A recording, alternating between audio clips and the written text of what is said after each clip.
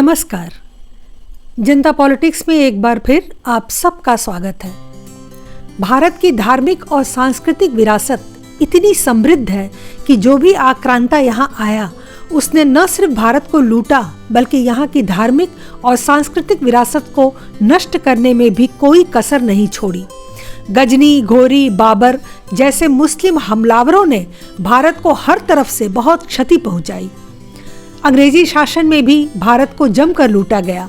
अंग्रेजों ने भारत की धन दौलत से ही अपने देश का खजाना भरा। स्वतंत्रता के बाद भी हर साल भारत की प्राचीन मूर्तियों और कलाकृतियों की चोरी होती गई और तस्करी के द्वारा ये विदेशों में पहुंचाई जाती रही। यह सिलसिला आज तक जारी है। आंकड़ों के अनुसार हर दशक में कम से कम 10,000 बहुमूल्य कलाकृतियां, मूर्तियां भारत से तस्करी की जाती हैं। छत्तीसगढ़ में हजारों फीट की ऊंचाई पर स्थित भगवान गणेश की करीब 1000 साल पुरानी प्रतिमा को तोड़ डाला गया।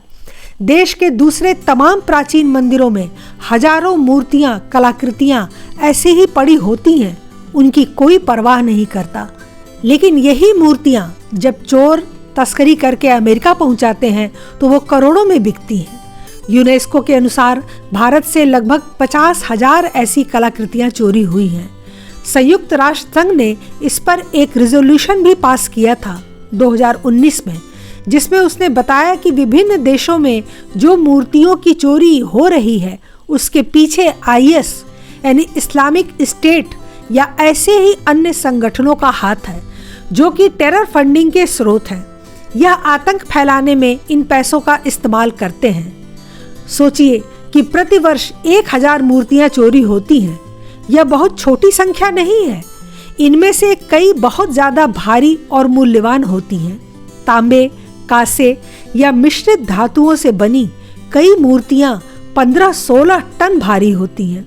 न्यू इंडियन एक्सप्रेस की रिपोर्ट में बताया गया है कि अधिकतर मूर्तियां समुद्र के रास्ते स्मगल होती हैं, क्योंकि भारी मूर्तियों को और किसी चीज से विदेश ले जाना कठिन है। समुद्री रास्ते से दूसरे देशों में पहुंचने के बाद काला बाजार में इन्हें ऊंची कीमत पर बेचा जाता है, जहां से तस्करों का गिरोह मूर्तियों को विदेशी रईसों को और ऊंचे दाम पर बेचता है। फिर भी उसकी कीमत असल कीमत से बहुत कम होती है। वैसे तो ये प्राचीन मूर्तियां अनमोल हैं, ये हमारा गौरवशाली इतिहास है, इसलिए इसकी कीमत तो नहीं आंकी जा सकती, लेकिन तस्कर इसे पैसों के लिए ही चुराते हैं और अपनी समझ से ऊंचे दामों पर बेचते हैं। न्यूयॉर्क में एक तस्कर के यहाँ छापा पड़ा तो उसमें लगभग 7 अरब रुपए की मूर्तियां बरामद हुई।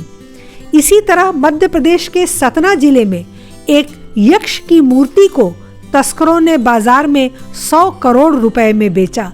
यह मूर्ति अब वापस आ चुकी है भारत। मोदी सरकार ने इस दिशा में सार्थक प्रयास शुरू किया है और 200 मूर्तियों को वापस लाने का उपक्रम चल रहा है।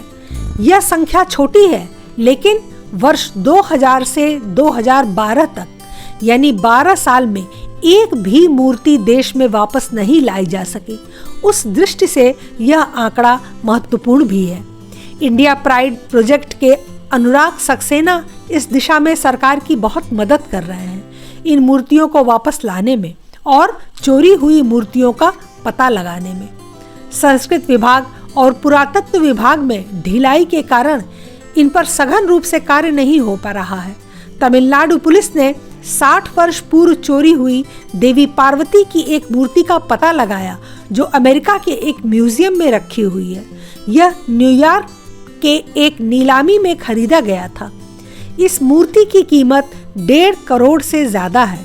यह 12वीं सदी के चोल शासन में बनी हुई मूर्ति है। वैसे तो देश में एंटीक चीजों की चोरी के लिए कानून बना हुआ है, सजा का प्रावधान भी है, लेकिन तस्करों का नेटवर्क इतना बड़ा है और शासन में बैठे अफसर इतने लचर हैं कि कानून अप्रभावी हो गया है। तमिलनाडु पुलिस इसके लिए बहुत प्रयासरत है। उसने कई मूर्तियों का पता लगाकर उसे वापस लाने के लिए कार्य शुरू कर दिया है। भारत में ऐसी कलाकृतियों का लेखा जोखा भी दुरुस्त नहीं है। National mission for monument and antics के मुताबिक देश में कम से कम 70 लाख प्राचीन चीजें हैं, जिनमें से मात्र 13 लाख एंटीक चीजों का डॉक्यूमेंटेशन अब तक हो चुका है। सोचिए, 70 लाख में से सिर्फ 13 लाख हमारे पास डॉक्यूमेंटेड है। कभी सरकारों ने इस बात को महत्व ही नहीं दिया, न इस संदर्भ में कड़े नियम बने, न समुद्री सीमाओं पर कड़ी निगरानी बनाई गई। इसी वजह से हर साल अरबों खरबों कीमत की भारतीय कलाकृतियां दूसरे देशों में चली जा रही हैं। वैसे तो दूसरे देशों में गई मूर्तियां इंटरनेशनल संधि के तहत लौट आती हैं, लेकिन एक बार देश से बाहर जाने के बाद इसे ट्रैक करना बहुत मुश्किल होता है। बहुत बार ये निजी संग्रहकर्ता जो मूर्तियों के शौकीन होते हैं उनके पास पहुंच जाती है, जहां से ये कभी ट्रैक नहीं हो पाती। राजस्थान से 1998 में चोरी हुई और तस्करी के जरिए ब्रिटेन पहुंची भगवान शिव की प्रतिमा 15 सालों बाद अब वापस आ रही है। प्रधानमंत्री मोदी जी ने मन की बात कार्यक्रम में भी बताया था कि 200 मूर्तियां अब तक वापस आ चुकी हैं, जिनमें वेल्लूर से चोरी हुई 700 साल पुरानी भगवान आंजनेयर की मूर्ति ऑस्ट्रेलिया से लाई जा रही है।